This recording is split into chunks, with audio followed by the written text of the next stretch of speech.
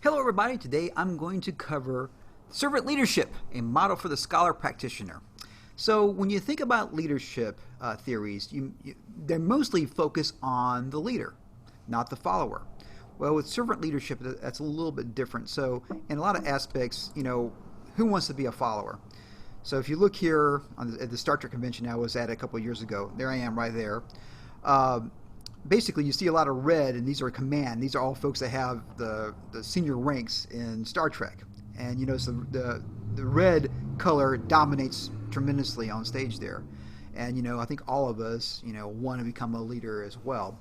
So a couple of things about servant leadership. Over the years, a lot of leadership theories have been developed. We went over those in class. Many of them can be used in both the private sector and in education. Servant leadership has a lot of qualities that connect with teaching, and I know when I read the chapter on this, on servant leadership, a light bulb just going off in my head. This is what I do, this is what I use as a teacher, and this is what I use on the set when I make films as well. There's a lot of important research with the follower has grown over the years, and of course without followers, there's no need for leaders. The use of servant leadership by the scholar-practitioner will help those in charge lead and influence followers to achieve goals that will also benefit the group. And combining the strengths of a servant leadership with the strengths of a scholar-practitioner, these would be very valuable to any organization, and especially education, nonprofits, those type of institutions, as well as we'll talk about even some possible corporations as well. So here's a little quote I have here. Looking beyond their current leaders, Americans are widely optimistic that today's problems can be solved through effective leadership. And 87% of Americans believe this in 2009. So what does it mean to be a scholar practitioner? First off, this is an individual that works in the profession for many years and continues to study and improve their areas of expertise. I think all of us are scholar practitioners, or else we wouldn't be in this program. Scholar practitioner is able to connect real-world experiences and higher education using scholarly research, and of course we're definitely dived into that tremendously over this last semester and whatnot. And able to synthesize and solve problems in their profession. The scholar practitioner asks the difficult questions and finds innovative methods to answer them. And these are all things that we have worked on or continue to work on and continue to improve. And here's a little quote here. Scholar practitioner leadership exists to create educational environments that are reflective of the core values of the community: democracy, equity, social justice, and caring. This is from 2010. The scholar practitioner should strive to improve their fields with leadership, scholarship, research, morals, ethics, and compassion. And we've talked about a lot of these throughout the semester in leadership. So let's define servant leadership. We already had some excellent presentation on servant leadership, and of course we read the chapter. But here's a little quote here. Servant leadership is a paradox. An approach to leadership that runs counter to common sense. Our everyday images of leadership do not coincide with leaders being servants.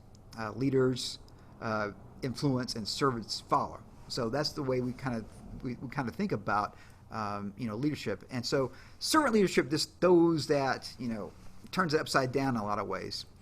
And I mentioned this before. Leadership styles usually focus on the leaders, and this one has a focus on the followers. And many employees dread going to a hostile work environment, and a lot of this has to do how their bosses interact with them in the workplace. And of course, if you're feeling valued and feeling respected, you're going to enjoy work tremendously more. The term servant leadership was coined by Robert Greenlift and in this book called The Servant as a Leader, first published in 1970. And choosing the term servant leadership instead of another term, he challenged the conventions about leadership. Greenleaf's definition of servant leadership begins with a natural feeling that one wants to serve first, and then conscious choices brings one to aspire to lead. And the differences manifest itself in being taken care of by the servant first to make sure that others highest priorities needs are being served. And I think this particular thought here really connected to me a great deal when I think about what I do when I teach and the times I've had leadership opportunities as well. And this is what I really gravitate towards a great deal. And of course, this concept is radical from traditional leadership schools. So let's do a little bit of scholar-practitioner leadership using this servant leadership as a model.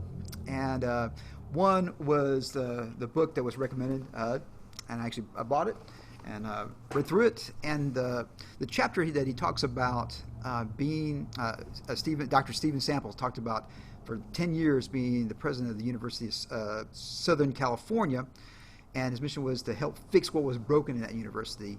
And through a lot of examples of servant leadership, he was able to increase this. And one particular example in the book is that he was asked by a trustee to write down all the positives and all the things that need to be fixed that could fit onto a one-page piece of paper, in 12-point type. And he sent it out to the community, the faculty and administration and the trustees, and basically said, we can remove stuff, but you have to, we can add stuff, but you have to tell us stuff to remove. And I think in a lot of ways, having this document, this role mission statement being on one piece of paper, allow the whole community to read it, to be able to engage with that as well. And the results being that a lot of folks said that 10 years that he was president at the University of Southern California made greater gains academically than any other university at the country at the time. A couple other theory to practice with some examples. Dr. Virginia Gordon, you see a photo of her here. She dedicated her professional life to student success and academic advising, and was a very humble individual, and was never too busy to support her colleagues, friends, and students, or too self-conscious to reveal the playful side of her personality. And she had a major influence on academic advising, on students that would go in not knowing what they're going to major in, and giving them the resources to figure out what they can focus on majoring in. I think a lot of us in higher education realizes that's a problem a lot of times. And another excellent example is Herba Keller. He was the CEO of Southwest Airlines, and you can kind of see a picture there of him hugging a pilot and then putting his hand out to shake somebody else's hand. You see the little logo there. And he never believed that discipline necessarily to run an on-time airline with fantastic service was mutually exclusive with treating people like family and making work fun. And so he had a really positive attitudes about how to approach people, how to be, work with folks. And if you just look at the photos of both of these individuals here, there's a happiness that's there. There's a connection to humanity. And a lot of times with leadership, folks kind of are distanced from the humanity of a particular individual, of their followers. And by connecting with these followers, these individuals here were able to achieve great things. Southwest Airlines, were successful for decades and whatnot. And of course, there's a lot of other examples in history: Abraham Lincoln, Martin Luther King Jr., Nelson Mandela, Gandhi, Mother Teresa, Albert Schweitzer. These are all examples of individuals that use servant leadership. So in conclusion, servant leadership, the decision to lead is a conscious one. And the focus of a leader is on serving the followers to achieve assigned goals. Over time, servant leadership and the scholar-practitioner will continue to improve education. And one last thing here. So if you take me and turn it upside down, we have we. And I think in a lot of ways, instead of being focused on you as an individual, as a leader, you're focused on the followers, which is the we. Thank you so much. I really appreciate having an opportunity to share this presentation with you, and thank you again.